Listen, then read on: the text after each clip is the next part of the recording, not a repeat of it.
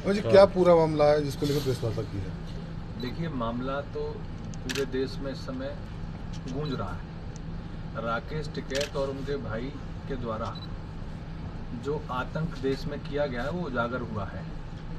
जहां एक और कुछ इनके कार्यकर्ता ये रूमर देश में फैला रहे हैं, प्रदेश में फैला रहे हैं कि जाट समाज की शान को या पगड़ी को हाथ लगाया गया है या उनके साथ कोई इस तरीके बदतमीजी की गई है। मेरा कहना ये है कि वो जाट समाज की जो है, ना तो वो कोई उनका सम्मान है और ना ही उनकी वो ये कोई पहचान रही है। उनके बाप दादे भी नहीं पहनते थे इस तरीके से, और ना ही वो आंदोलन से पहले पहना करते थे। ये एक खालिस्तानियों की पहचान उन्होंने अपने सर पर रख रखी थी।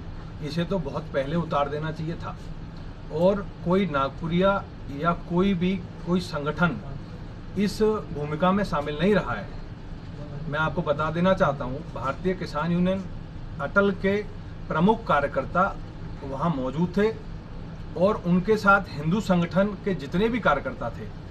जब ये नीच वहां पहुंचा, चूंकि इसके जो कृत्य हैं, भारत में 370 का विरोध करना, भारत को बांग्लादेश जैसे हालात बना देना और पहलगाम जैसे आतंकी हमले पर यह कहना कि भारत के द्वारा की गई पाकिस्तान की जो औपचारिकताएं जो रही हैं, कार्रवाई जो रही हैं, वो ठीक नहीं है। पाकिस्तान का समर्थन करना, चोर भारत को बताना, क्या इसका बेटा, इसका पोता या इसका नाती वहां आतंकी हमले में शहीद हुआ होता तब भी ये इसी बात को कहता। इसके यहाँ की औरतें घर में नहीं घुसने देती इसे। इन नालायकों ने भारत माता के शीश पे लाल किले पर 2021 की 26 जनवरी को खालिस्तानी झंडा फहराया, हमारा जो तिरंगा था उसको उतारा, पैरों में रगड़ा। देखिए, केंद्र सरकार और उत्तर प्रदेश सरकार ये दबाव में रहती है, चूंकि इसने किसान नेता का चोला ओढ़ रखा है। सरकार ने, भारतीय जनता पार्टी की सरकार ने, ना उत्तर प्रदेश में ना केंद्र में, ना तो इसके ऊपर अभी तक कोई भी एक्शन नहीं लिया। छोटी मोटी धाराएं छोड़िए, रासुका छोड़िए, इसके खिलाफ जो है कोई कार्रवाई, इसकी एक दिन की गिरफ्तारी तक नहीं हुई, क्योंकि सरकारें दबाव में है। दूसरी पार्टियां कहती हैं कि भारतीय जनता पार्टी का प्रोपोगेंडा है। ये किसी पार्टी का प्रोपोगेंडा नहीं है, ये हर भारतवासी का जवाब है। और अभी वहां फोर्स ज्यादा थी, कल जो है मुजफ्फरनगर में।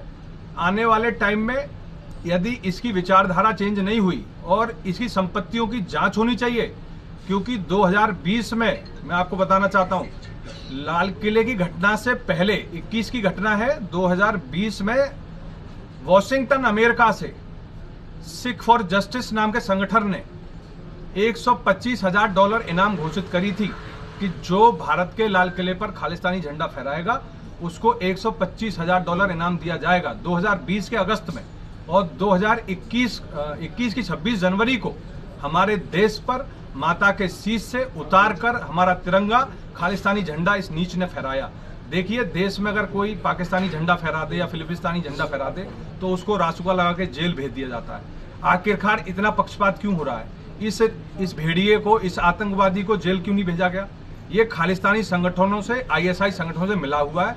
आंदोलन के बाद इसकी संपत्तियां 4 गुनी हो गई, इसके पास अथाह संपत्ति हो गई। किसान नेता को बात करनी चाहिए, गेहूं की रेट कैसे बढ़ेगी, आलू की उपज कैसे बढ़ेगी।